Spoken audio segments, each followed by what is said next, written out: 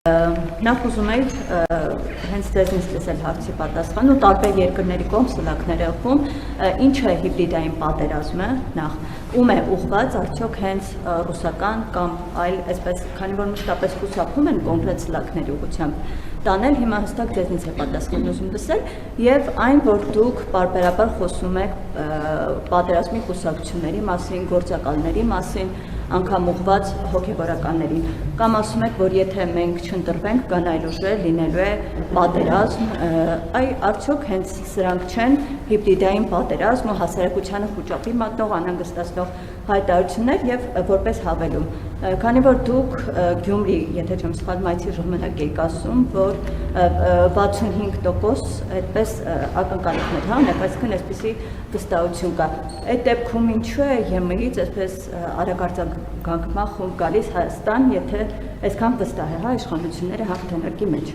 Ինչու են դիմում ԵՄ-ի օգնության, այսպես ասած։ Շնորհակալ եմ հարցի համար։ Հիբրիդային պատերազմը այն է, երբ որ գրվում եւ վճարովի գործիքներով, ներառյալ արհեստական բանականությամբ կիրառմամբ գրվում է, որ ես Դուբայում տուն ունեմ, Ֆրանսիայում տուն ունեմ, չգիտեմ, Լոս Անջելեսում տուն ունեմ, որ իմ ընտանիքի անդամները տարբեր երկրներում բնակարաններ ունեն, բիզնեսներ ունեն, Հայաստանում բիզնեսներ ունեն, բնակարաններ ունեն, միլիոններ ունեն շվեյցարական բանկերում, որ մենք օրգաններ ենք վաճառում, որ մենք անչափահասների, չգիտեմ, տարբեր սեռական շահագործման գործիքներ ենք կիրառում, այդ ամենը հիբրիդային պատերազմ է։ Այսինքն դա այլ անուն չունի։ Երկրորդը, ես ձեզ լսեցի, չէ՞։ Ինչ վերաբերում է 65%-ի, մենք ասում ենք, որ ակնկալում ենք, որ այս ընտրությունների արդյունքում ունենանք սահմանադրական մեծամասնություն, որովհետև սահմանադրական մեծամասնությունն է, որ կերաշխավորի, որ այն պրոցեսները, մասնավորապես տարածաշրջանային խաղաղության համատեքստում, մենք կդարձնենք լիարժեքորեն անշրջելի։ Ինչ վերաբերում է պատերազմի կուսակցությանը, դա հիմա ամեն օրվա հետ ինձ համար դառնում է ավելի ակնհայտ,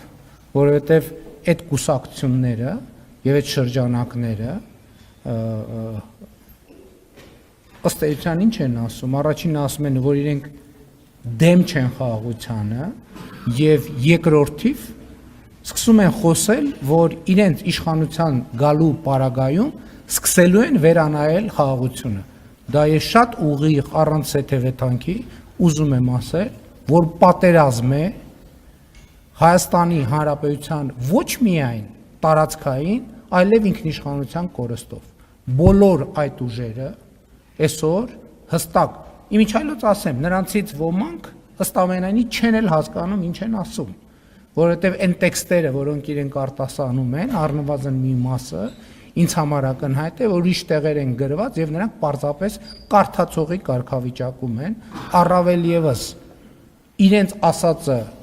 խոսացածը չհասկացող ուժերը եւ քաղաքական գործիչները իհարկե չպետք է կարողանան ընդհանրապես Հայաստանում որևէ պաշտոնական կարգավիճակի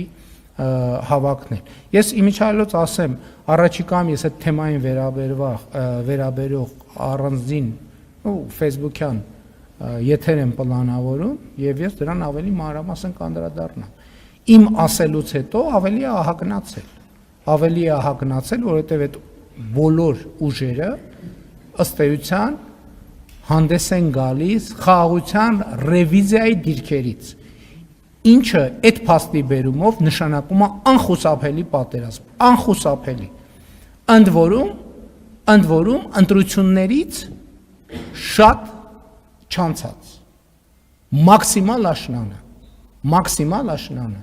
ես վերլուծում եմ, չէ՞, տեքստերը ինչ են ասում, այդ բոլոր ուժերը, եթե անհրաժեշտ է անուններն էլ կտա, հստակ, մի մասը ենթադրում եմ չի էլ հասկանում ինչ ասում, բայց իրենք պատրաստում են նոր սեպտեմբերյան պատերազմ ծանր հետևանքներով։ ԵՄ-ի հետ կապված ինչ։ Մենք համագործակցում ենք բոլոր այն գործընկերների հետ, ովքեր ունեն գործիքներ հիբրիդային պատերազմի եւ մասնավորապես ապատեղեկատվության դեմ պայքարի։